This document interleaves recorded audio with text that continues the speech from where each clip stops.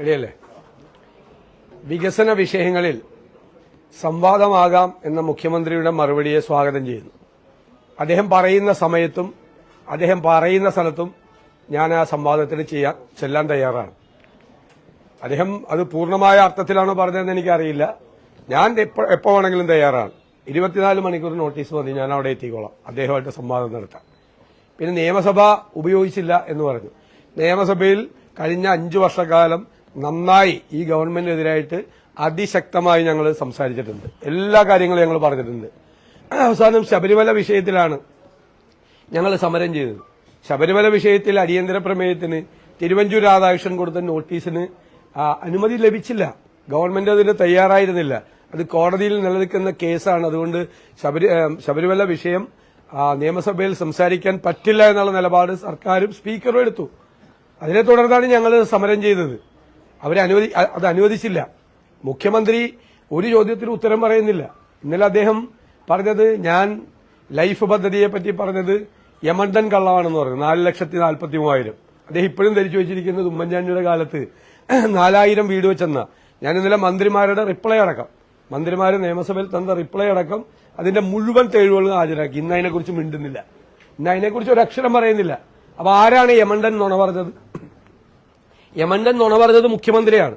2011 മുതൽ 2016 വരെ കേവലം 4,000 വീട് മാത്രമാണ് ഉമ്മൻചാണ്ടി സർക്കാരിന്റെ കാലത്ത് പണിതെന്ന് മുഖ്യമന്ത്രി പിണറായി വിജയൻ പറഞ്ഞതാണ് യമണ്ടൻ നുണ.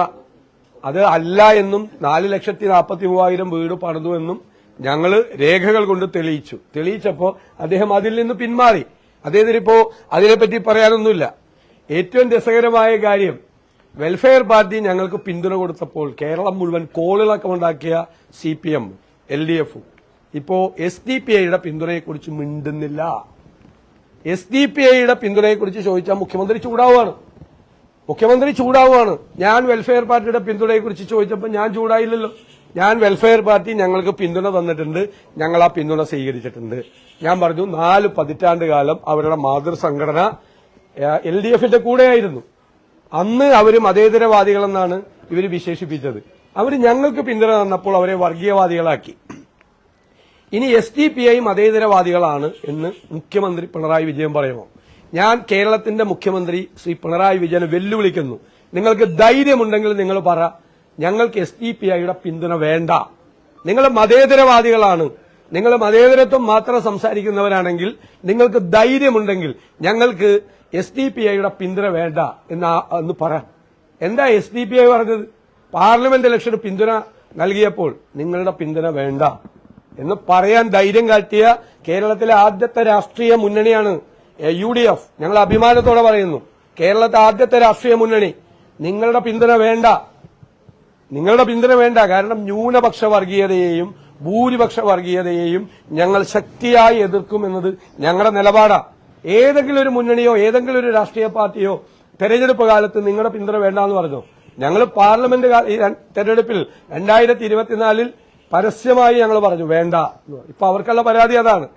അതായത് അവരെന്നെ മാത്രമാണ് പറയുന്നത്, എല്ലാവരും എന്നെ മാത്രമാണല്ലോ പറയുന്നത്. VD സതീശനാണ് കുഴപ്പം, VD സതീശനാണ് SDPIയുടെ പിന്തുണ വേണ്ടെന്ന്. VD സതീശൻ മാത്രമല്ല, കോൺഗ്രസും UDFും ഒരുമിച്ചാണ് പറഞ്ഞത്. ഞങ്ങൾ പറഞ്ഞത് നിങ്ങളുടെ പിന്തുണ വേണ്ട. കാരണം നിങ്ങൾ ചെയ്യുന്ന കാര്യങ്ങളും നിങ്ങൾ പ്രവർത്തിക്കുന്ന കാര്യങ്ങളോട് ഞങ്ങൾക്ക് യോജിപ്പില്ല. ഞങ്ങൾക്ക് പിന്തുണ തന്നാൽ അവർ ചെയ്യുന്ന കാര്യങ്ങളുടെ ഉത്തരവാദിത്തം കൂടി നമുക്ക് ഏറ്റെടുക്കേണ്ടി വരും. ഇപ്പൊ ഇത്രയും മതേതരത്വം പ്രസംഗിച്ച് വെൽഫെയർ പാർട്ടിയുടെ പിന്തുണ കോൺഗ്രസിന് ഉണ്ടെന്ന് പറഞ്ഞ് UDFിന് ഉണ്ടെന്ന് പറഞ്ഞ് കേരളം മുഴുവൻ കോളിളക്കം ഉണ്ടാക്കി ഒരു രഹസ്യമായി SDPI ആയിട്ട് ചർച്ച ചെയ്ത് ധാരണയിലെത്തുന്നു. എന്നിട്ട് അതിനെക്കുറിച്ച് ചോദിക്കുമ്പോൾ ചൂടാവാണ്, പൊട്ടിത്തെറിക്കുകയാണ്. SDPIയോട് ചോദിക്കാനാ പറഞ്ഞത്. SDPIയോടല്ല ചോദിക്കേണ്ടത്, മുഖ്യമന്ത്രി പിണറായി വിജയൻ മറുപടി പറയണം. നിങ്ങൾക്ക് ഈ തെരഞ്ഞെടുപ്പിൽ SDPIയുടെ പിന്തുണ ഉണ്ടോ ഇല്ലയോ? ഇല്ലെങ്കിൽ SDPIയുടെ പിന്തുണ വേണ്ട, അത്തരം ശക്തികളുടെ പിന്തുണ വേണ്ട എന്ന് ഉറച്ചു പറയാനുള്ള ധൈര്യം നിങ്ങൾക്കുണ്ടോ? ഇല്ല, ധൈര്യമില്ല. നിങ്ങൾ ഇതെല്ലാം പരസ്യമായിട്ട് പറയുകയും രഹസ്യമായി RSSുമായി ഡീൽ ചെയ്യുകയും ഒരു വശത്ത്, മറുവശത്ത് SDPI ഡീൽ ചെയ്യുന്നു. ന്യൂനപക്ഷ വർഗീയതയെയും ഭൂരിപക്ഷ വർഗീയതയെയും ഒരുപോലെ പ്രോത്സാഹിപ്പിക്കുകയാണ് നിങ്ങൾ എന്ത് വില കൊടുത്തും നിങ്ങൾക്ക് അധികാരം നിലനിർത്തണം. അധികാരം നഷ്ടപ്പെടുന്നതിനെ കുറിച്ച് ആലോചിക്കാൻ പറ്റില്ല. അതുകൊണ്ട് ഏത് ഹീനമായ മാർഗത്തിലൂടെയും അധികാരം നിലനിർത്താൻ വേണ്ടിയിട്ടുള്ള നിങ്ങളുടെ ശ്രമത്തെ ഞങ്ങൾ പൊളിച്ചടുക്കും. കേരളത്തിലെ ജനങ്ങൾ പൊളിച്ചടുക്കും. ഒരു സംശയവും ആ കാര്യത്തിൽ വേണ്ട. ഏത് വികസന വിഷയങ്ങളെക്കുറിച്ച് ചർച്ച ചെയ്തോ, ശബരിമലയെക്കുറിച്ച് ചർച്ച ചെയ്തോ, ഞങ്ങൾ തയ്യാറാണ്. ഏത് വിഷയം, വരാനിരിക്കുന്ന കാലത്തെക്കുറിച്ചുള്ള കൃത്യമായി എവിടെയെല്ലാമാണ് ഈ ഗവൺമെന്റ് പരാജയപ്പെട്ടത് അവിടെയെല്ലാം UDF കൃത്യമായ പരിപാടികളുമായി വന്ന് ഞങ്ങൾ കേരളത്തെ കൈപിടിച്ച് എഴുന്നേൽപ്പിക്കുക തന്നെ ചെയ്യും. ഈ കാപഢ്യം, ഈ കേരളത്തിലെ ഏറ്റവും വലിയ കാപഢ്യമുള്ള രാഷ്ട്രീയ നേതാവ് ശ്രീ പിണറായി വിജയനാണ്. കാപഢ്യമാണ് ഇത് മുഴുവൻ, ഹിപ്പോക്രസിയാണ്. ഒന്ന് പുറത്തു പറയുക, മറ്റത് വേറൊന്ന് ചെയ്യുക. അദ്ദേഹം ചെയ്യുന്നതും പ്രവൃത്തിയും പറയുന്നതും തമ്മിൽ യാതൊരു ബന്ധവും. ഇതിനു മുമ്പ് പറഞ്ഞു ജമാഅത്ത് ഇസ്ലാമിയായിട്ട് ഒരു ബന്ധവും ഞങ്ങൾക്ക് ഉണ്ടായിട്ടില്ല എന്ന്. അപ്പൊ ഞാൻ ആ വീഡിയോ ക്ലിപ്പ് ഹാജരാക്കി, ജമാഅത്ത് ഇസ്ലാമിയെ സ്വാഗതം ചെയ്തുകൊണ്ട് വീഡിയോ ക്ലിപ്പ് ഹാജരാക്കി. എന്നിട്ട് ദേശാഭിമാനിയുടെ എഡിറ്റോറിയലും ഹാജരാക്കി, ജമാഅത്ത് ഇസ്ലാമിയെ സ്വാഗതം ചെയ്തുകൊണ്ട്. അതിനുശേഷം RSSുമായിട്ട് ഒരു ബന്ധം ഉണ്ടായിട്ടില്ല എന്ന് പറഞ്ഞു. അപ്പൊ ഞങ്ങൾ RSSുമായിട്ട് ബന്ധം ചില സമയത്ത് ഉണ്ടായിരുന്നു, ചില സമയത്ത് ഇല്ലായിരുന്നു എന്ന് പറയുന്ന ആ ഒരു വീഡിയോ കൂടി ഹാജരാക്കി. ശരിയല്ലേ? 2013 ഉമ്മൻചാണ്ടിയുടെ മന്ത്രിസഭയിൽ നിന്ന് ഒരു പ്രശ്നമുണ്ടായപ്പോൾ, ഒരു വീടുമായി ബന്ധപ്പെട്ടൊരു പ്രശ്നമുണ്ടായപ്പോൾ ഗണേഷ് കുമാറിനെ ചവിട്ടി പുറത്താക്കണമെന്ന് പറഞ്ഞു ഈ പാർട്ടി സെക്രട്ടറിയായ മുഖ്യമന്ത്രി. ഇല്ലേ? ഗണേഷ് കുമാറിനെ ചവിട്ടി പുറത്താക്കിയില്ല ഉമ്മൻചാണ്ടി, രാജി ചോദിച്ചു വാങ്ങി. ഇന്ന് അതിനേക്കാൾ ഗുരുതരമായ പ്രശ്നം ഇപ്പോ ഉണ്ടായി. ഇല്ലേ? ഇപ്പോഴുണ്ടായില്ലേ? അതിനേക്കാൾ ഗുരുതരമായ പ്രശ്നം ഉണ്ടായില്ലേ? അപ്പൊ എന്താ പറഞ്ഞത്? അത് കുടുംബ പ്രശ്നമാണ്. ഇത്രയും ഇരട്ടത്താപ്പ് വേറെ ആർക്കാണുള്ളത്? അപ്പൊ അത് കുടുംബ പ്രശ്നം. ഇപ്പൊ അദ്ദേഹം മുഖ്യമന്ത്രിയാണ്, അദ്ദേഹം ചവിട്ടി പുറത്താക്കിയോ ഗണേഷ് കുമാറിനെ? അന്ന് പറഞ്ഞ വാചകം ചവിട്ടി പുറത്താക്കിയില്ല എന്ന് മാത്രമല്ല, കുടുംബ പ്രശ്നമാണ് എന്ന് പറഞ്ഞ് ന്യായീകരിച്ചു. അന്നുണ്ടായതിനേക്കാൾ രൂക്ഷമായി അദ്ദേഹത്തിന്റെ ഭാര്യ തന്നെയാണ് പരാതി പറഞ്ഞത്. അല്ലേ? പരസ്യമായിട്ട് അവര് വന്ന് പരാതി പറഞ്ഞ കേസിൽ അദ്ദേഹം മാറി. ഇരട്ടത്താപ്പാണ്. അന്നൊരു താപ്പ്, ഇന്നൊരു. അന്ന് ദേശാഭിമാനിയുടെ മുഖപ്രസംഗം എന്താ അറിയോ? കടലിലിട്ടാൽ കടലും നാറുമെന്ന്, ഗണേഷ് കുമാറിനെ കുറിച്ച്. ഇവരെയൊക്കെ കൊണ്ടുപോയി ചുമന്ന് കടലിലിട്ടാൽ കടലും നാറിപ്പോവും എന്ന്. ഇപ്പൊ നാറുന്നില്ലേ? കൂട്ടത്തിൽ വെക്കുമ്പോൾ നാറുന്നില്ലേ? ഇവരെന്തും പറയും, പരസ്പര ബന്ധമില്ലാത്ത പറയും. പണ്ട് പറഞ്ഞതല്ല ഇപ്പൊ പറയുന്നത്. അതുപോലെ കാപഢ്യമാണ്. കാപഢ്യത്തിന്റെ ഏറ്റവും വലിയ ഉദാഹരണമാണ് കേരളത്തിന്റെ മുഖ്യമന്ത്രി. പ്രവർത്തിക്കുന്നതും പറയുന്നതും രണ്ടും തമ്മിൽ യാതൊരു ബന്ധവുമില്ല. ഈ വെൽഫെയർ പാർട്ടി ചില മണ്ഡലങ്ങളിലൊക്കെ CPM-നെ പിന്തുണയ്ക്കുമെന്നുള്ള കാര്യം പറഞ്ഞിട്ടുണ്ട്. ചില BJP ശക്തി അതെനിക്കറിയില്ല. അവര് പരസ്യമായിട്ട് അവരൊരു പ്രസ്താവന UDF-നെ പിന്തുണയ്ക്കുമെന്നാണ് കണ്ടത്. കഴിഞ്ഞ ഇലക്ഷനും ഉണ്ടായിരുന്നു, നിലമ്പൂർ ഇലക്ഷനും ഞങ്ങളെ പിന്തുണച്ചിട്ടുണ്ട്. അപ്പോൾ അങ്ങനെയാണെങ്കിൽ വെൽഫെയർ പാർട്ടി ഏതെങ്കിലും സീറ്റിൽ LDF-നെ പിന്തുണയ്ക്കുന്നുണ്ടെങ്കിൽ LDF അത് തള്ളിപ്പറയണ്ടേ? കഴിഞ്ഞ 5-6 മാസമായിട്ട് ഈ പിണറായി വിജയനും CPM നേതാക്കളും ഈ വെൽഫെയർ പാർട്ടിയുടെ പേര് പറഞ്ഞ് എന്തൊരു വർഗീയതയാണ് കേരളത്തിൽ അയച്ചുവിട്ടത്. അപ്പൊ ഇപ്പൊ ആ പിന്തുണ വേണ്ടെന്ന് പറയാനുള്ള ധൈര്യമുണ്ടോ? എല്ലാ പ്രസംഗങ്ങളിലും, എല്ലാ LDF നേതാക്കന്മാരുടെ പ്രസംഗങ്ങളിലും, മുഖ്യമന്ത്രിയുടെ പ്രസംഗത്തിലും ഈ വെൽഫെയർ പാർട്ടി UDF-ന് പിന്തുണ കൊടുത്തതിനെ പറ്റിയല്ലേ? PDP പിന്തുണ കൊടുത്തല്ലോ. നിങ്ങൾക്ക് മാധ്യമങ്ങൾക്കൊന്നും അതൊന്നൊരു പ്രശ്നമല്ല. PDP ഭയങ്കര മതേതര പാർട്ടിയാണല്ലോ. PDP LDF-ന് പിന്തുണ കൊടുത്തതിനെ പറ്റി നിങ്ങൾക്ക് ആർക്കും ഒരു പരാതിയില്ലല്ലോ. SDP കഴിഞ്ഞ ലോക്സഭാ തെരഞ്ഞെടുപ്പിൽ UDF-ന് പിന്തുണ പ്രഖ്യാപിക്കുകയും ചെയ്തു. അന്ന് K മുരളീധരൻ തൃശൂർ മണ്ഡലത്തിൽ മത്സരിക്കുമ്പോൾ അദ്ദേഹം പറഞ്ഞു SDP-യുടെ വോട്ട് സ്വീകരിച്ചെന്ന് പറയുകയും ചെയ്തു. UDF കൂടി തീരുമാനമെടുത്ത് SDPIയുടെ പിന്തുണ ഒരു കാരണവശാലും ആവശ്യമില്ല, അത് നിരസിക്കുന്നു എന്ന് സ്റ്റേറ്റ്മെന്റ് ഇറക്കിയ ആളാ ഞാൻ ഇറക്കിയത്. അല്ലല്ല, നിങ്ങൾക്ക് ഓർമ്മയില്ലാണ്ട് ലോകസഭാ തെരഞ്ഞെടുപ്പ് കാലത്ത് അതൊക്കെ നിങ്ങൾ പോയി പറഞ്ഞ് K മുരളീധരൻ അല്ലല്ലോ തീരുമാനം എടുക്കുന്നത് UDF ആണ്. UDF മുഴുവൻ മുസ്ലിം ലീഗ് അടക്കമുള്ള മുഴുവൻ കക്ഷികളും ചേർന്ന് UDF-ന്റെ തീരുമാനമാണ്. ആ തീരുമാനമുണ്ട്.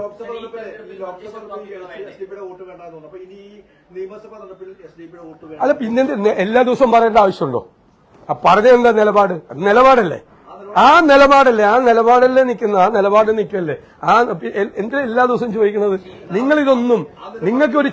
ഞാൻ പറഞ്ഞുതരാം, നിങ്ങൾക്കൊന്നും ഒരു ചോദ്യം ചോദിക്കാൻ മുഖ്യമന്ത്രി എടുത്ത അവസരമില്ലല്ലോ. ഈ ദേശാഭിമാനിക്കാർക്കും കൈരളിക്കാർക്കും അല്ലേ ചോദിക്കാൻ പറ്റുള്ളൂ. ഇന്ന് കണ്ടില്ലേ? ചോദിച്ച ആൾക്കിട്ട് കിട്ടിയത് കണ്ടില്ലേ? ഞാൻ നിങ്ങളൊക്കെ ചോദിക്കുന്ന അല്ലല്ല, നിങ്ങൾ അങ്ങനെയല്ല. നിങ്ങളതല്ല ഈ പറഞ്ഞ കാര്യം എന്തിനാ വീണ്ടും പറയണത്? അങ്ങനെ നിങ്ങൾ ചോദിക്കുമ്പോ ഒക്കെ പറയേണ്ട ആവശ്യമില്ലല്ലോ. We have made it very clear. എഴുതി തരുവാണ് ചെയ്തത് നിങ്ങൾക്ക് സ്റ്റേറ്റ്മെന്റ്. കേൾക്ക് കേൾക്ക്, ഞങ്ങൾ എഴുതി തയ്യാറാക്കി തരുവാണ് സ്റ്റേറ്റ്മെന്റ് വന്ന് കേരള രാഷ്ട്രീയത്തിൽ ആദ്യമായിട്ട്. അതൊന്നും ആരും അപ്രീഷിയേറ്റ് ചെയ്തില്ല, നിങ്ങൾ ആരും ആഘോഷിച്ചില്ല. നിങ്ങളൊക്കെ അത് ഏതാണ്ട് ഇതാക്കി പോയിട്ട് വെൽഫെയർ പാർട്ടി ഞങ്ങൾക്ക് പിന്തുണ കൊടുത്തപ്പോൾ എല്ലാവരും കൂടി എന്തൊരു ആഘോഷമായിരുന്നു. ഈ മുഖ്യമന്ത്രി എന്തായിരുന്നു 5-6 മാസമായിട്ട് ഇപ്പൊ എവിടെ പോയിട്ടാണ് നിൽക്കുന്നത്? അത് എവിടെ പോയി നിൽക്കുന്നു? ഇപ്പോ എവിടെ പോയി നിൽക്കുന്നു? അതാണ് നിങ്ങൾ മനസ്സിലാക്കേണ്ടത്. അങ്ങ് സംവാദം എന്ന് പറയുന്നത് വികസനത്തെ കുറിച്ചാണ് അതോ വിവാദ വിഷയങ്ങളാണ്? നിങ്ങൾ ഇതൊന്നും വായിക്കാറില്ലേ? പറയുന്നതൊന്നും മുഖ്യമന്ത്രിയാണ് പറഞ്ഞത്. മുഖ്യമന്ത്രിയാണ് വികസനത്തിന്റെ സംവാദം വേണം, വികസന കാര്യങ്ങൾ ഏത് വിഷയത്തെക്കുറിച്ച് ഞാൻ തയ്യാറാണ്. ഇനി വികസന കാര്യത്തെക്കുറിച്ച് മുഖ്യമന്ത്രിയുമായിട്ട് സംവാദത്തിന് തയ്യാറാണ്. ശബരിമല സ്വർണ്ണക്കൊള്ളയെക്കുറിച്ച് മുഖ്യമന്ത്രിയുമായിട്ട് ഞാൻ സംവാദത്തിന് തയ്യാറാണ്. ഈ പറയുന്ന ഈ വർഗീയതയെ പ്രോത്സാഹിപ്പിക്കുന്ന വിഷയത്തെക്കുറിച്ച് മുഖ്യമന്ത്രിയായിട്ട് ഞാൻ സംസാരിക്കാൻ തയ്യാറാണ്. അദ്ദേഹം ഇന്ന് തയ്യാറാണെന്ന് പറഞ്ഞിട്ടുണ്ട്. ഞാൻ പറഞ്ഞല്ലോ, ഇങ്ങനെ ആര് പറയും? അദ്ദേഹം പറയുന്ന സ്ഥലത്ത് ഒരു കണ്ടീഷനില്ല, എനിക്ക് ഒരു കണ്ടീഷനില്ല. അദ്ദേഹം പറയുന്ന സ്ഥലത്ത് പറയുന്ന സമയത്ത് ഞാൻ എത്തിയിട്ട് ഞാൻ അദ്ദേഹമായിട്ട് സംവാദത്തിന് തയ്യാറാണ്. എനിക്കതൊരു പ്രിവിലേജാണ് കേരളത്തിലെ മുഖ്യമന്ത്രിയുമായിട്ട് സംവാദം നടത്താന്ന് വെച്ചാൽ I am very much privilege to have a debate with him. ഇവിടെ ചോദിക്കട്ടെ, നിങ്ങൾ മാത്രം ചോദിക്കല്ലേ, ഇവിടെ ചോദിക്കട്ടെ. അല്ലല്ല, ചോദിച്ചോ. 3 ചോദ്യം ചോദിച്ചു. ഞങ്ങള് ഒരു സ്റ്റാൻഡില്ല, ആ സ്റ്റാൻഡ് ക്ലിയർ ആണ്. അല്ലല്ല, അത് ഞാനല്ലല്ലോ. UDF എടുത്താൽ നിങ്ങൾ പിന്നെ സ്ഥാനാർത്ഥിയായിട്ട് മത്സരിക്കുന്ന ആളുകളോട് കുത്തി ഇങ്ങനെ വർത്താനം ചോദിക്കാൻ പാടില്ല. നിങ്ങൾ UDF has taken A very strong stand. ആ സ്റ്റാൻഡിൽ ഞങ്ങൾ ഉറച്ചു നിൽക്കുന്നു. നിങ്ങൾ നേരത്തെ അറിയാല്ല, വെറുതെ എന്തിനാ എല്ലാ ദിവസവും അത് ചോദിക്കുന്നു? രാവിലെയും ചോദിക്കും, ഉച്ചയ്ക്കും ചോദിക്കും. ഒരു സ്റ്റാൻഡ് എടുത്ത് എഴുതി ഞങ്ങൾ തന്നില്ലേ? അല്ലേ ഉരുണ്ടൊന്നും പറഞ്ഞില്ലല്ലോ. നിക്ക് അത് ചോദിച്ചപ്പോ ഞങ്ങള് മുഖ്യമന്ത്രി പറഞ്ഞ പോലെ SDP-കാരോട് ചോദിക്കും, വെൽഫെയർ പാർട്ടിക്കാരോട് പോയി ചോദിക്കൂ എന്നൊന്നും അല്ലല്ലോ ഞങ്ങൾ മറുപടി പറഞ്ഞത്. ക്ലാരിറ്റിയോടുകൂടിയാണ് മറുപടി പറഞ്ഞത്. ക്ലാരിറ്റി, അതിനേക്കാൾ കൂടുതൽ ക്ലാരിറ്റി എന്തിനാ? നിങ്ങൾ ഇഷ്ടം പോലെ ഞങ്ങൾ പറയേണ്ട ആവശ്യമില്ലല്ലോ. ഞാൻ പറഞ്ഞല്ലോ, വ്യക്തമായിട്ടും മറുപടി പറഞ്ഞു. ഒരു സ്റ്റാൻഡ് എടുത്താൽ സ്റ്റാൻഡ് മാറുമ്പോൾ നിങ്ങളെ അറിയിക്കാം.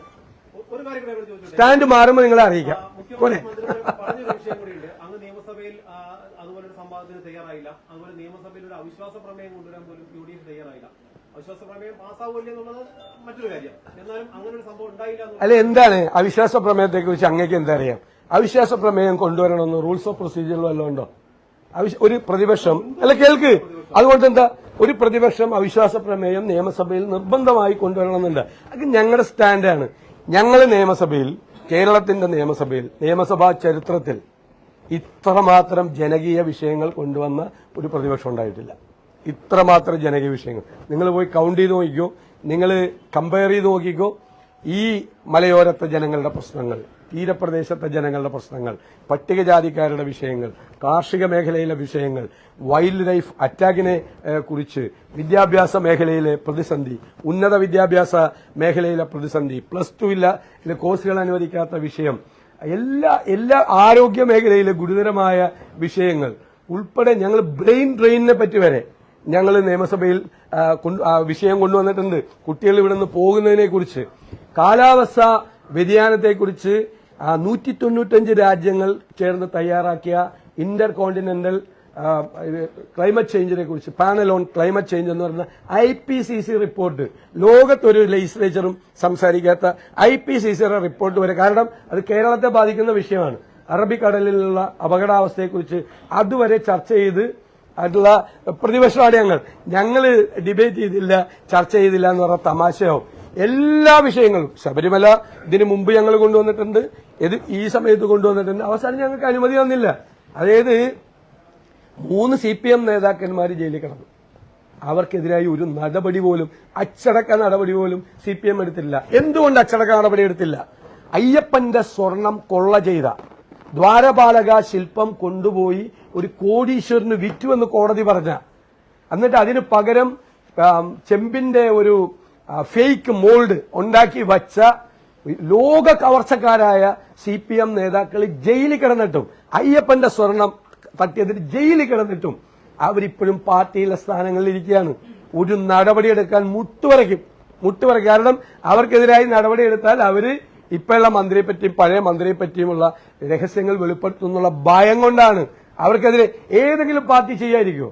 അയ്യപ്പന്റെ സ്വർണം കവർന്നതിന് ജയിലിൽ കിടക്കാണ്, ജയിലിൽ കിടന്നു. എന്നിട്ട് ഒരു നടപടി ആളും പോയി ജില്ലാ കമ്മിറ്റിയിൽ ഇരിക്കുകയാണ്. എന്തൊരു പാർട്ടിയാണിത്, എന്തൊരു പാർട്ടിയാണ്. ചിരിക്കും ആളുകൾ ഈ പാർട്ടിയെ കുറിച്ച് ആലോചിച്ച്. മുഖ്യമന്ത്രി LDF എല്ലാ ദിവസവും പറഞ്ഞുകൊണ്ടിരിക്കുന്ന വികസനത്തെ കുറിച്ചാണ്. വികസനം മുരടിപ്പാണെന്നൊരു അഭിപ്രായം അംഗീകരിക്കുന്നുണ്ടോ കേരളത്തിൽ? ഞങ്ങൾ പറഞ്ഞു കഴിഞ്ഞല്ലോ, ഞങ്ങൾ ഈ സർക്കാരിനെതിരായിട്ട് നിങ്ങൾ ഇതൊന്നും വായിക്കാറില്ല, അതാണ് നിങ്ങളുടെ പ്രശ്നം. നിങ്ങൾ മുഖ്യമന്ത്രി പറയുന്നതും CPM പറയുന്നതും മാത്രമേ കേൾക്കുന്നുള്ളൂ. ഞങ്ങൾ ഈ സർക്കാരിനെതിരായിട്ട് ചാർജ് ഷീറ്റ് അവതരിപ്പിച്ചാണ്. ഏത് ലോക്കൽ ബോഡി തെരഞ്ഞെടുപ്പിന് മുമ്പ് ഈ സർക്കാരിനെതിരായിട്ടുള്ള കുറ്റപത്രം സമർപ്പിച്ച മുന്നണിയാണ് ഞങ്ങളുടേത്. പത്രസമ്മേളനം നടത്തി കുറ്റപത്രം സമർപ്പിച്ചു. ഏതെല്ലാം കാര്യങ്ങളിലാണ് ഗവൺമെന്റ് ഫെയിൽ ചെയ്തത്. ആരോഗ്യ കേരളം വെന്റിലേറ്ററിലാക്കി, ബ്രെയിൻ ഡ്രെയിൻ നടക്കുന്നു, ഹയർ എഡ്യൂക്കേഷൻ ശ്രദ്ധിക്കുന്നില്ല, യൂണിവേഴ്സിറ്റികൾ കോളേജുകൾ അവതാളത്തിലാണ്, വന്യജീവികളുടെ ആക്രമണം നടക്കുന്നു, തീരപ്രദേശത്ത് പട്ടിണിയും ദുരിതവുമാണ്, പട്ടികജാതി പട്ടികവർഗക്കാരുടെ ഗ്രാന്റ് പോലും കൊടുക്കുന്നില്ല, കേരളത്തിലെ സമ്പദ് വ്യവസ്ഥ തകർത്ത് തരിപ്പണമാക്കി. ഇതൊക്കെ പറഞ്ഞുകൊണ്ടിരിക്കുകയല്ലേ. ഞങ്ങളിതെല്ലാം പറഞ്ഞു. എന്ത് വികസനമാണ്? വിഴിഞ്ഞം തുറമുഖം ഉമ്മൻചാണ്ടി തറക്കല്ലിട്ട് കഴിഞ്ഞപ്പോൾ 6000 കോടി രൂപയുടെ റിയൽ എസ്റ്റേറ്റ് ആണെന്ന് പറഞ്ഞ നേതാവാണ്, പാർട്ടി സെക്രട്ടറിയാണ്. ഇപ്പൊ അതിന്റെ ക്ലെയിം കൊണ്ടുപോവാ. ഞങ്ങള് മറ്റേ ഗെയിൽ പൈപ്പ് ലൈൻ ഞങ്ങൾ കൊണ്ടുവന്നു. ഗെയിൽ പൈപ്പ് ലൈൻ ഞങ്ങളെ കാലത്ത് ഇട്ടപ്പോ അത് ഭൂമിക്കടിയിൽ ഒളിപ്പിച്ചു വെച്ച ബോംബാണെന്ന് പറഞ്ഞ ആള് മന്ത്രിസഭയിൽ ഇരിക്കുകയാണ്. മെട്രോ റെയിലിനെതിരായി സമരം ചെയ്ത ആളുകൾ മന്ത്രിസഭയിൽ ഇരിക്കുകയാണ്. ഞങ്ങളെ കൊണ്ട് വികസനത്തെക്കുറിച്ചൊന്നും പറയിപ്പിക്കില്ല.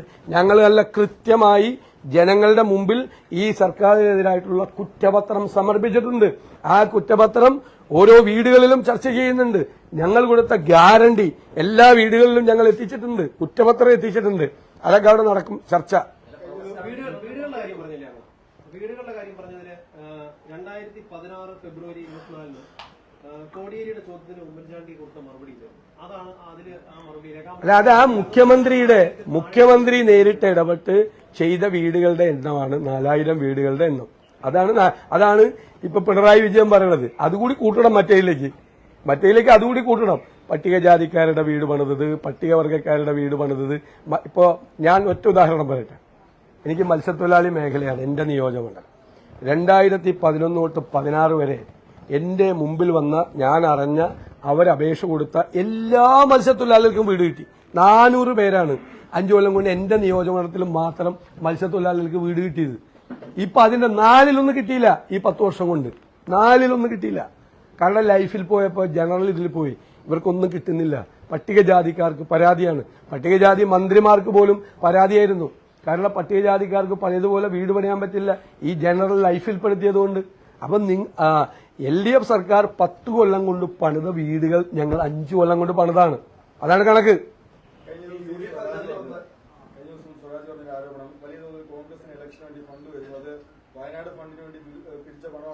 അതൊക്കെ അവർക്ക് എന്ത് വേണമെങ്കിലും പറയാലോ. ഞങ്ങള് പിരിച്ച പണവും ഞങ്ങൾ അവിടെ ചെയ്യുന്ന കാര്യങ്ങളും അത് പൂർത്തിയാകുമ്പോൾ ഞങ്ങൾ പൊതുസമൂഹത്തിന്റെ മുമ്പിൽ കണക്ക് അവതരിപ്പിക്കും. 1 രൂപ അതിൽ നിന്ന് എടുക്കാൻ പറ്റില്ല. കാരണം അതൊരു കോമൺ ആപ്പ് വെച്ചിട്ടാണ് ഞങ്ങളെ കളക്ഷൻ നടത്തിയത്. ആ കോമൺ ആപ്പ് വളരെ ക്ലിയർ ആണ്. എത്ര രൂപ കളക്ട് ചെയ്തിട്ടുണ്ടെന്നത് വളരെ ക്ലിയറാണ്. അത് CLP ലീഡറിന്റെ KPCC പ്രസിഡന്റിന്റെ പേരിൽ, ആദ്യം എന്റെ സുധാകരന്റെ പേരിലായിരുന്നു, ഇപ്പൊ എന്റെ സണ്ണി ജോസഫിന്റെ പേരിലാണ്. ഞങ്ങൾ ഒപ്പിടാതെ ഒരു ചെക്ക് അവിടെ നിന്ന് മാറില്ല. ഞങ്ങൾ ഒപ്പിട്ട ചെക്കിന്റെ അക്കൌണ്ട് സ്റ്റേറ്റ്മെന്റ് അടക്കം ഞങ്ങൾ ഏത് കാര്യത്തിനാണ്, ഇപ്പോഴാണ് ഞങ്ങൾ അതിൻ്റെ നിന്ന് ആ ആപ്പുകാർക്ക് കൊടുക്കാൻ വേണ്ടിയിട്ട് കുറച്ച് പൈസ ആദ്യം കൊടുത്തതല്ലാതെ വേറൊരു കാര്യത്തിലും ആ അക്കൌണ്ടിൽ നിന്ന് 1 രൂപ മാറിയിട്ടില്ല. പിന്നെ ഞങ്ങളിപ്പോ സ്ഥലം മേടിക്കാൻ വേണ്ടിയിട്ടാണ് ഞങ്ങൾ ഇന്നും ഒരു ചെക്ക് കൊടുക്കണം. അടുത്ത സ്ഥലത്തിന്റെ രജിസ്ട്രേഷൻ കൂടിയായി. ഇതിനോട് ചേർന്നുള്ള വേറെ സ്ഥലവും കൂടി ഞങ്ങൾ എടുത്തിട്ടുണ്ട്. അതിന്റെ രജിസ്ട്രേഷൻ കൂടിയായി. അതിന്റെ ചെക്ക് ഒപ്പിട്ടിട്ട് KPCC പ്രസിഡന്റ് എന്റെ അടുത്തേക്ക് കൊടുത്തുവിട്ടിട്ടുണ്ട്. ഞാനും കൂടി ഇന്ന് ചെക്ക് ഒപ്പിടും. സ്ഥലം മേടിക്കാനല്ലാതെ, പിന്നെ ഈ ആപ്പിന്റെ പൈസ, ചെറിയ പൈസ കൊടുക്കാനല്ലാതെ ഒരു കാര്യത്തിനും ആ അക്കൌണ്ടിൽ നിന്ന് പൈസ എടുത്തില്ല. ആ അക്കൌണ്ട് സ്റ്റേറ്റ്മെന്റ് എപ്പോഴാണ് കൊടുക്കുന്നത്? എപ്പോഴാണ് പൊതുജനങ്ങളുടെ പൊതുസമക്ഷം എപ്പോഴാണ് കണക്ക് അവതരിപ്പിക്കുന്നത്? CPM ചോദിക്കുമ്പോഴല്ലല്ലോ ഞങ്ങൾ കണക്ക് പറയുന്നത്. ഞങ്ങൾ കണക്ക് പറയുന്നത് അവിടുത്തെ നിർമ്മാണ പ്രവർത്തനങ്ങൾ പൂർത്തിയാക്കി, ഞങ്ങൾക്ക് ഇനിയും പൈസ വേണം, കുറെ കൂടി പൈസ വേണം. അത് AICCയും ഞങ്ങളെ സഹായിക്കാം എന്ന് പറഞ്ഞിട്ടുണ്ട്. രാഹുൽ ഗാന്ധിയുടെ സഹായം ഉണ്ടാവുമെന്ന് പറഞ്ഞിട്ടുണ്ട്. അതുകൂടി കിട്ടി ഞങ്ങളത് പണി പൂർത്തിയാക്കി കഴിയുമ്പോൾ ഞങ്ങൾ സ്റ്റേറ്റ്മെന്റ് കൊടുക്കും. അത്രയേ ഉള്ളൂ. അല്ലാതെ ഞാൻ ചോദിക്കട്ടെ, ഇതാ ഏത് പാർട്ടിയാണ് ഞങ്ങളെ രക്തസാക്ഷികളുടെ പേരിൽ പൈസ പിരിച്ചിട്ട്, കേട്ടോ കേട്ടോ, രക്തസാക്ഷികളുടെ പേരിൽ പണം പിരിച്ചിട്ട് ആ പണം അടിച്ചു മാറ്റിയ പാർട്ടിയാണ് CPM. എന്നിട്ട് ആ നേതാക്കളെ സംരക്ഷിക്കുന്ന പാർട്ടിയാണ്. സ്വന്തം പാർട്ടിക്ക് വേണ്ടി ജീവൻ കൊടുത്ത പാവത്തിനുള്ള പേരിൽ പൈസ പിരിച്ചിട്ട് ആ പൈസ അടിച്ചു മാറ്റിയ പാർട്ടിയാണ് ഈ വയനാട് പറഞ്ഞുകൊണ്ട് വരുന്നത്. നിങ്ങൾക്കറിയാലോ, പയ്യന്നൂരിലെ കാര്യം അറിയാലോ. അതുകൂടാതെ തിരുവനന്തപുരത്ത് വിഷ്ണു എന്ന് പറയുന്ന രക്തസാക്ഷിയുണ്ട്. ആ രക്തസാക്ഷിയുടെ ഫണ്ട് അടിച്ചു മാറ്റിയ ആൾക്ക് ട്രിപ്പിൾ പ്രൊമോഷൻ കൊടുത്തൊരു മന്ത്രി ഇടപെട്ട് വലിയ നേതാവാക്കി. അപ്പൊ ആ വിഷ്ണുവിന്റെ കുടുംബമാണ് കോൺഗ്രസിൽ ചേർന്നത്. നിങ്ങൾക്ക് CPMന് വേണ്ടി രക്തസാക്ഷിയായ ഒരു ചെറുപ്പക്കാരന്റെ കുടുംബം, രക്തസാക്ഷികളുടെ പാർട്ടി കുടുംബങ്ങൾ പോലും വെറുക്കുന്ന പാർട്ടിയാണ് CPM. കാരണം അവരുടെ പേരിലും പൈസ പിരിച്ച് അടിച്ചു മാറ്റുന്ന പാർട്ടിയാണ്. ഒരു സംഭവമല്ല, അഭിമന്യുവിന്റെ കേസിലുണ്ടായി, പയ്യന്നൂരിലെ കേസിലുണ്ടായി, തിരുവനന്തപുരത്തെ വിഷ്ണുവിന്റെ കേസിലുണ്ടായി.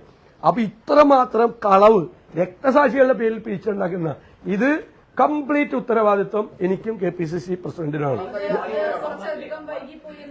അല്ല, വൈകിയല്ലോ, കാരണം പറഞ്ഞല്ലോ. ഇപ്പൊ മുഖ്യമന്ത്രി കാരണം പറഞ്ഞല്ലോ, വൈകാനുണ്ടായ കാരണം എന്താ?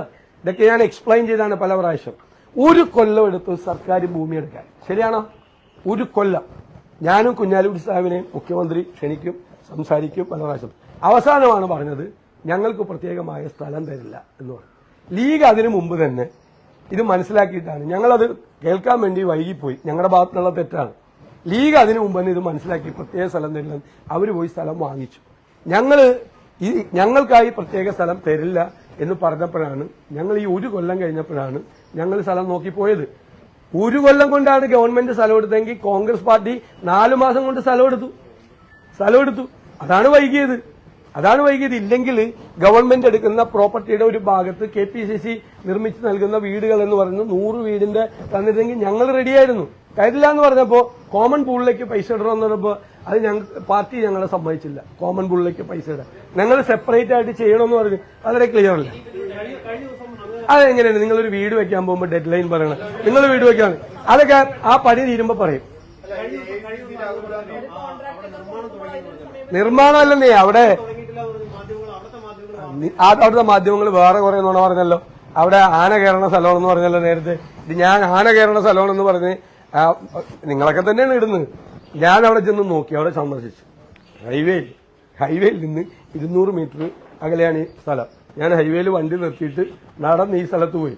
അതിന്റെ അപ്പുറത്തൊരു മഠം, എപ്പുറത്തൊരു റിസോർട്ട്, ചുറ്റും വീടുകളുള്ള ആൾതാമസമുള്ള ഒരു സ്ഥലം. പച്ചക്കള്ളമാണ് പ്രചരിപ്പിക്കുന്നത്. പച്ചക്കള്ളം എന്തും പറയാലോ.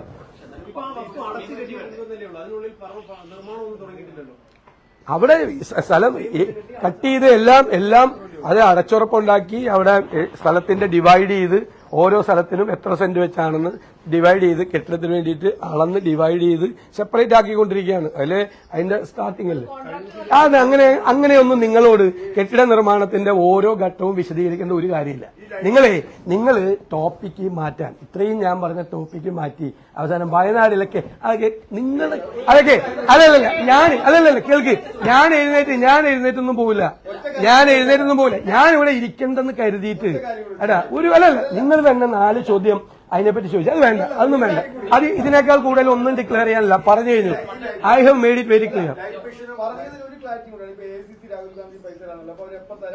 അല്ല, അതൊന്നും നിങ്ങളോട് പറയേണ്ട ആവശ്യമില്ലല്ലോ. അല്ലല്ല കുറച്ച് പൈസയും കൂടി വേണ്ടി വരും ഞങ്ങൾക്ക് വീട് പണി മൊത്തം പൂർത്തി. അത് അവരെപ്പോഴാണ് ആവശ്യമുള്ളതെന്ന് വെച്ചാൽ അപ്പൊ തരാന്ന് പറഞ്ഞു. അതിന് എന്റെ ഇവിടെ കൂടി വേറെ പണിയൊന്നുമില്ല അവർക്ക്. ഡിവൈഎഫ്ഐക്കാർക്ക് ഒരു പണിയില്ല. ആദ്യം പറഞ്ഞു എന്റെ മുട്ടുകാല് തല്ലി പിടിക്കുമെന്ന് പറഞ്ഞു ഡിവൈഎഫ്ഐ നേതാവ്. എന്റെ മുട്ടുകാല് തല്ലി പിടിക്കുമെന്ന് പറഞ്ഞു. ഞാൻ ചിരിപ്പിക്കാതെ പോടെ ചെറുക്കാന്ന് പറഞ്ഞു. അതുപോലെ അത് ഞാൻ പറയുന്നില്ല, ആവർത്തിക്കുന്നില്ല. എന്റെ മുട്ടുകാല് തല്ലി പിടിക്കുമെന്ന് ഡിവൈഎഫ്ഐ സംസ്ഥാന സെക്രട്ടറി. ആ മുഖ്യമന്ത്രി ഒന്ന് വിളിച്ച് ശാസിക്കണ്ടേ? ഞാനാണ് എന്റെ പാർട്ടിയിൽപ്പെട്ട അതുപോലത്തെ ഒരു നേതാവിന്റെ ഞാനിപ്പുറത്തെ പ്രതിപക്ഷ നേതാവല്ലേ, പറഞ്ഞു കഴിഞ്ഞാൽ ഞാൻ ആളെ വിളിച്ച് ശാസിക്കും. നീ മാപ്പ് പറയാൻ പറയും. ഞാനാണ് ഇപ്പൊ മുഖ്യമന്ത്രിയെ കുറിച്ച് അങ്ങനെ ഒരാൾ എന്റെ പാർട്ടിയിൽപ്പെട്ട ഒരാൾ പറഞ്ഞാൽ ഞാൻ അയാളെ വിളിച്ച് ശാസിക്കും. എന്റെ മുട്ടുകാല് തല്ലി പിടിക്കും. ഇവന്റെ ആരാച്ചാര, ഇവന്റെ ക്രിമിനലാ. അല്ല, ഞാൻ ചോദിക്കണതിന് മറുപടി പറയട്ടെ. ഇവരിവിടെ വന്ന് എന്നിട്ട് എന്റെ മണ്ഡലത്തിൽ കുടില് കെട്ടുന്നു. അവര് എപ്പോഴാണ് ഞാൻ പറഞ്ഞത്, വയനാട് ഞങ്ങളെടുത്ത സ്ഥലത്ത് പോയി കുടില് കെട്ടുമെന്ന് പറഞ്ഞു. കുടില് കെട്ടാ അടിച്ചു ഓടിക്കുമെന്ന് ഞാൻ പറഞ്ഞു. ഞങ്ങളുടെ സ്ഥലത്ത് എന്റെ വീടാണിത്, എന്റെ പേരിൽ കിടക്കുന്ന പ്രോപ്പർട്ടിയാണ്. ഇതിന്റെ അകത്ത് വന്ന് ആരെങ്കിലും കുടില് കെട്ടി എന്ത് ചെയ്യും? നിങ്ങളുടെ വീടിന്റെ അകത്ത് വന്ന് കുടില് കെട്ടി എന്ത് ചെയ്യും? നിങ്ങളുടെ വീടിന്റെ അകത്ത് കുടില് കെട്ടിയാൽ നിങ്ങൾ എന്ത് ചെയ്യും?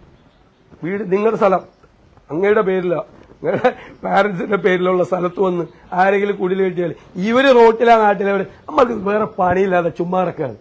മനസ്സിലായില്ല, ചുമ്മാ നടക്കുക. ഇനിയിപ്പോ 11 ദിവസമാണ് തെരഞ്ഞെടുപ്പിനുള്ളത്. നേരത്തെ പറഞ്ഞ പോലെ തന്നെ ഈ 100 സീറ്റ് അധികം നേടുമെന്നുള്ള ഉറപ്പുണ്ട്. ഉറപ്പായിട്ട് വരും. 100 സീറ്റിലധികം നേടി UDF തിരിച്ചു വരും. UDF തരംഗമാണ് കേരളത്തിൽ. UDF തരംഗം. ഞാൻ എല്ലാ ജില്ലകളിലും പോയി ഏകദേശം മുഴുവൻ നിയോജകമണ്ഡലങ്ങളിലും കവർ ചെയ്തിട്ട് വന്നാണ്. 2ാം ഘട്ടത്തിൽ ഞാൻ വീണ്ടും പോവാണ്. ആദ്യം 3ാം ഘട്ടത്തിൽ പോവാണ്. ആദ്യം ലോക്കൽ ബോഡി തെരഞ്ഞെടുപ്പ് കാലത്ത് ഞങ്ങൾ പോയി. അതിനുശേഷം നിയമസഭാ തെരഞ്ഞെടുപ്പ് തുടങ്ങിയിട്ട് നമ്മുടെ പുതുയുഗ യാത്രയുമായി പോയി. ഇപ്പൊ 3ാം ഘട്ടത്തിൽ നിയമസഭാ തെരഞ്ഞെടുപ്പുമായിട്ട് എല്ലാ മണ്ഡലങ്ങളിലും പോവുക. UDF തരംഗമാണ്. ഈ സർക്കാരിനെതിരായിട്ടുള്ള അതിശക്തമായ പ്രതിഷേധമാണ് കേരളം മുഴുവൻ. അപ്പൊ മുഖ്യമന്ത്രി പറഞ്ഞല്ലാതെ നിങ്ങൾ എല്ലാവരും ചോദിച്ച ഇദ്ദേഹം 5 ചോദ്യം 6 ചോദ്യം ചോദിച്ചു, നിങ്ങൾ ചോദിച്ചു 3-4 ചോദ്യം ചോദിച്ചു. അതൊക്കെ ഞാൻ ചോദിച്ചതിന് എല്ലാം മറുപടി പറഞ്ഞിട്ട് എല്ലാവരുടെയും ചോദ്യത്തിന് ഇനി ആരെങ്കിലും ചോദിക്കാനുണ്ടോ? അല്ല, നിങ്ങൾ തന്നെ ചോദിക്കണ്ട, കൈരളി മാത്രം ചോദിക്കണ്ട, നിങ്ങൾ മാത്രം ചോദിക്കണ്ട. അത് 6 ചോദ്യം ചോദിച്ചു. നീ വീടിന്റെ ഒന്നുമില്ല.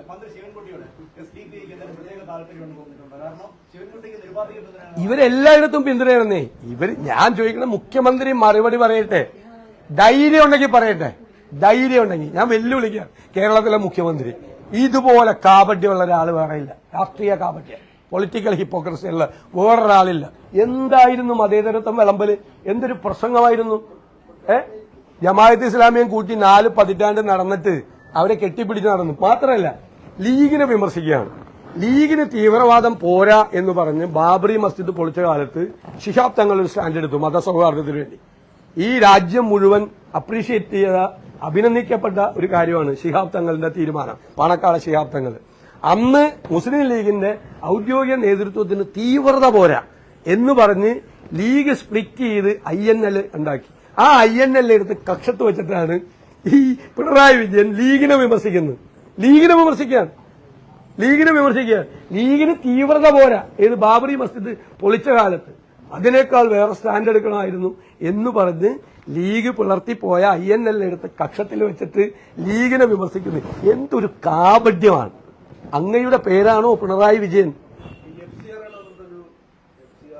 ഞങ്ങൾ സ്ട്രോങ് സ്റ്റാൻഡ് എടുത്തല്ലോ. ഞാൻ ഇന്നലെ പറഞ്ഞല്ലോ, FCRA എന്ന് പറയുന്നത് ന്യൂനപക്ഷങ്ങൾക്ക് നേരെയുള്ള ആക്രമണമാണ് യഥാർത്ഥത്തിൽ. BJP സർക്കാർ, ഞാൻ പ്രധാനമന്ത്രിക്ക് കത്ത് വായിച്ചിട്ടുണ്ട്, അതിൽ നിന്ന് പിന്മാറണം എന്ന് പറഞ്ഞുകൊണ്ട്. കാരണം ഞാൻ അയക്കാൻ എല്ലാ സംസ്ഥാനങ്ങളിൽ നിന്ന് അതിന് എതിർപ്പ് വരട്ടെ. മാത്രമല്ല അതിൽ അപകടകരമായ ചില ക്ലോസ് ഉണ്ട്. അവർക്ക് റിന്യൂവൽ കൊടുക്കാതിരിക്കാം, ലൈസൻസിന് റിന്യൂവൽ കൊടുക്കാതിരിക്കാം, ലൈസൻസ് റദ്ദ് ചെയ്യാം. ലൈസൻസ് ഇല്ലായിരുന്നാൽ ഈ പ്രോപ്പർട്ടി മുഴുവൻ ടേക്ക് ഓവർ ചെയ്യാനുള്ള അധികാരം കൊടുത്തിരിക്കുകയാണ്. അപ്പോൾ ന്യൂനപക്ഷ സംഘടനകൾ നടത്തുന്ന കാരുണ്യ പ്രവർത്തനങ്ങൾ നടത്തുന്ന മുഴുവൻ കാര്യങ്ങൾക്കും അത് വലിയൊരു ഭീഷണിയായി മാറും. ന്യൂനപക്ഷങ്ങൾക്കെതിരായിട്ടുള്ള അവരുടെ അവകാശങ്ങളിലേക്കുള്ള കടന്നുകയറ്റമാണ്. അതിനു വേണ്ടിയിട്ടുള്ള ബില്ലാണ്. ആ ബില്ല് അമെന്റ്മെന്റ് ഉണ്ടാകരുത്. കോൺഗ്രസ് അതിനെ ശക്തിയായി, പക്ഷെ അതിന് നിങ്ങൾ അതിന്റെ പ്രൊവിഷൻസ് വായിക്കും. അല്ല, അതിന്റെ പ്രൊവിഷൻസ് വായിക്കും. നിങ്ങൾ അതിന്റെ പ്രൊവിഷൻസ് വായിക്കും. അവർക്ക് വേണമെങ്കിൽ ലൈസൻസ് റിന്യൂ ചെയ്യാതിരിക്കാം. അതിന് ഇപ്പോ ഏതെങ്കിലും ക്രമക്കേടുകളോ അഴിമതിയോ നടക്കുന്നുണ്ടെങ്കിൽ അത് തടയാനുള്ള സംവിധാനം ഇപ്പൊ തന്നെ FCRA ആക്ടിലുണ്ട്. അത് പരിശോധിക്കുക. എല്ലാ വർഷവും അത് പരിശോധിച്ചിട്ടാണ് റിന്യൂവൽ കൊടുക്കുന്നത്.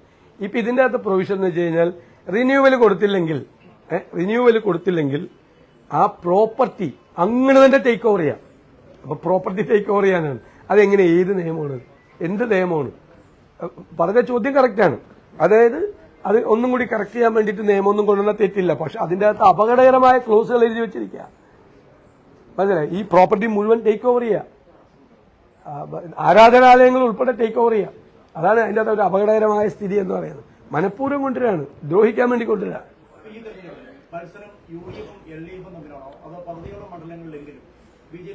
അല്ല, കേരളത്തിൽ UDFും LDFും തമ്മിൽ തന്നെ നേരിട്ട് ഡയറക്റ്റായിട്ട് മത്സരം നടക്കുന്നത്. എനിക്ക് തോന്നുന്നു ഒരു 10-12 സീറ്റിൽ BJPക്ക് കൂടി അവർക്കൊരു സ്പേസ് ഉണ്ട്. അവർ കൂടി മത്സര രംഗത്തുണ്ട്. അവർ ജയിക്കുമെന്നല്ല ഞാൻ പറഞ്ഞതിന്റെ അർത്ഥം. നാളെ അവർ 12 സീറ്റിൽ BJP ജയിക്കുമെന്ന് ഞാൻ പറഞ്ഞെന്ന് വാർത്ത കൊടുക്കരുത്. നിങ്ങളല്ല ഞാൻ പറഞ്ഞത്. ഞാൻ പറഞ്ഞ പോയിന്റ് അവരുടെ പ്രസൻസ് ഉണ്ട്. കാര്യമായിട്ട് 10-12 സീറ്റുകളിൽ അവരുടെ പ്രസൻസ് ഉണ്ട്. അവർ കഴിഞ്ഞ പ്രാവശ്യം, പക്ഷെ അതിൽ പല സീറ്റും അവർ ഈ അപ്രസക്തമായ ഘടകകക്ഷികൾക്ക് വിട്ടുകൊടുത്തു. ആരെ സഹായിക്കാൻ? CPM-നെ സഹായിക്കാൻ. കഴിഞ്ഞ ഞാൻ ഒരു BJP സംസ്ഥാന പ്രസിഡന്റ് A ക്ലാസ് സീറ്റിലല്ലേ മത്സരിക്കുള്ളൂ. കഴിഞ്ഞ പ്രാവശ്യത്തെ അദ്ദേഹം മത്സരിച്ച കോന്നി BJP-യുടെ A ക്ലാസ് സീറ്റാണ് അല്ലേ? 32,000 വോട്ട് പിടിച്ച സീറ്റ് അത് കൊടുത്തു. മറ്റേ അല്ല ഞാൻ പറഞ്ഞുതരാം. പാലക്കാട് ഞങ്ങളും BJP-യും തമ്മിലാണ് മത്സരം. അത് ഇപ്പോൾ ഒരു തെരഞ്ഞെടുപ്പ് നടന്നല്ലേ ഉള്ളൂ. 18,000 വോട്ട് BJP-യേക്കാൾ കൂടുതൽ ഞങ്ങൾക്ക് ഉണ്ടായി. പരിതാപകരമായ 3-ാം സ്ഥാനത്താണ് CPM ഉള്ളത്. ഇവിടെ CPM അവിടെ അപ്രസക്തമാണ്. നിയമത്ത് ഞങ്ങൾ നന്നായി കയറി വരുന്നുണ്ട്. ഞാൻ കരുതുന്നത് അന്തിമഘട്ടത്തിൽ LDF-ഉം UDF-ഉം തമ്മിൽ മത്സരം വരുമെന്ന് എന്റെ ധാരണ, എന്റെ അസസ്മെന്റാ, എന്റെ വ്യക്തിപരമായ അസസ്മെന്റാ. അല്ല ഈ പ്രാവശ്യം മാറ്റമുണ്ട്. അത് നേരത്തെ മത്സരിച്ചിരുന്നത് O രാജഗോപാലിനെ പോലെയുള്ള നേതാക്കളൊക്കെയാണ്. മനസ്സിലായില്ലേ? അതിനു മുമ്പ് അവർ ജയിച്ചിട്ടില്ലല്ലോ. ഒരു 2-3 പ്രാവശ്യത്തെ പാറ്റേണാണ്. ഈ പ്രാവശ്യം രാജീവ് ചന്ദ്രശേഖറാണ് മത്സരിക്കുന്നത്. അപ്പൊ എനിക്ക് തോന്നുന്നില്ല അദ്ദേഹത്തിന് അങ്ങനത്തെ ഒരു പൊളിറ്റിക്കൽ ബാക്ക്ഗ്രൗണ്ട് കേരളത്തിലില്ല. പെട്ടെന്ന് വന്ന് രാഷ്ട്രീയത്തിലേക്ക് വന്ന് മത്സരിക്കാൻ പോകുന്ന ഒരിതാണ്.